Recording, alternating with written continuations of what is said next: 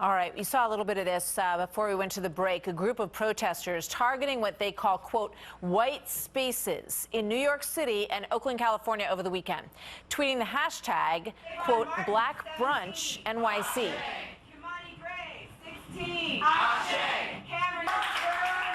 All right, so you can hear what they're doing there. So here in the city, they marched into several restaurants, disrupted people that they believed can go to brunch because they have, quote, money and privilege. The protesters repeatedly reading the names of African-American victims killed by police, they say, including those of Michael Brown and Eric Garner. Listen to some of this closely. That's what the police to stop killing us. The NYC union has declared war. You stand for justice.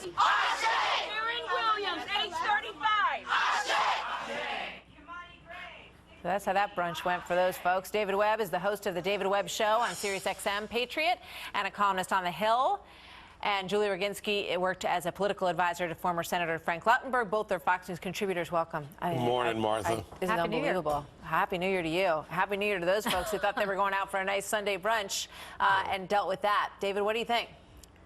Two words come to mind when I look at some of these protests. Put aside the common statement, we all have a right to protest or whatever. In public, they go into private businesses and interrupt them. Willfully ignorant. One, they base this on the every 28 hours report put out by a hate group, which is the Malcolm X grassroots organization. That's been debunked by everybody as not credible. While they're protesting the police, last night 2 police officers are shot. You know how they're shot? They're trying to apprehend suspects in a robbery. The police are also citizens who put on a uniform every day and go out. They may have a right to protest in public. They don't have a right to go into businesses. They have another protest predicated on a lie, which is what this is. So, you know, what are they really doing to advance their cause? You know what? It's a great question. Let's pull up one of the tweets that was sent out by one of these protesters, and it says, "We're approaching our last brunch spot!" Exclamation point. Hashtag Black Brunch NYC. Interrupting white supremacy, one brunch at a time. Julie? What do you make of it? You know, it's interesting to me that they picked New York and Oakland, right? The 2 most liberal places on earth. The very people that they're protesting having brunch are people that voted for Bill de Blasio, whom they embrace. I mean, this is a city, New York City, that has just overwhelmingly voted for mayor, especially in the neighborhood where they were downtown in Manhattan, interrupting these brunches. Those areas of Manhattan overwhelmingly voted for Bill de Blasio, the same person who's ostensibly on the side of the protesters and allowing to protest. You know, so who exactly are they punishing? It makes no sense. I mean, when you look at the numbers of what's happening in New York City, is that the police aren't responding to certain crime scenes. And I don't know what the motivation is behind this, but they're either scared of what might happen if they go to these places, or they're a little angry that people don't seem to appreciate what they're doing. I mean, you think about what happened last night with these 2 policemen who were shot. You know, whose grocery store was it? Right, that was being robbed at that moment. Was it the grocery store that, you know, any of the relatives of any of these people owned? And how would they feel if their loved one's store was being robbed? But let's take a look at the numbers again. I'm sorry, because I just want to show people at home. Felony arrests down 40%. Drug arrests down 83% in New York City. Minor crimes arrests down 93% since December 8th, and 55 people, I think 35% increase in murders in this city since December 8th. You know, they're not looking at what really goes on. And you talk about the grocery stores. Those are the bodega owners. Yeah. In New York City, there's one group, about 2,500 stores.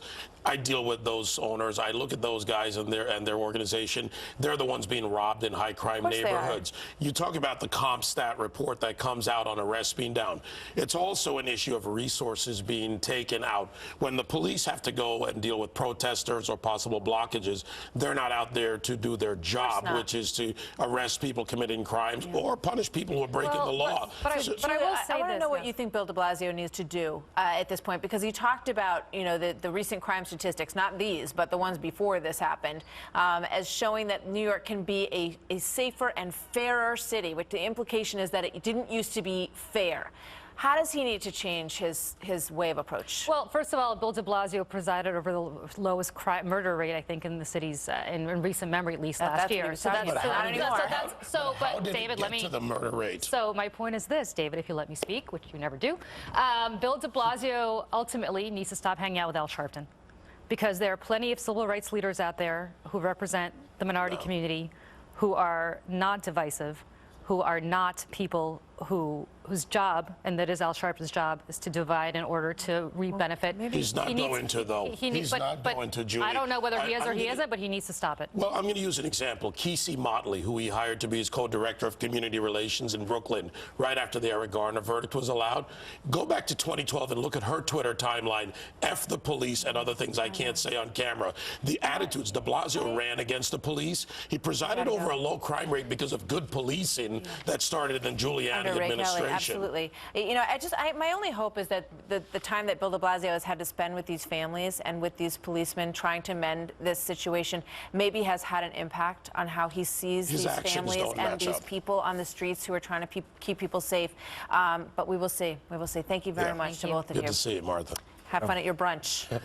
I'm going Go to brunch, everybody.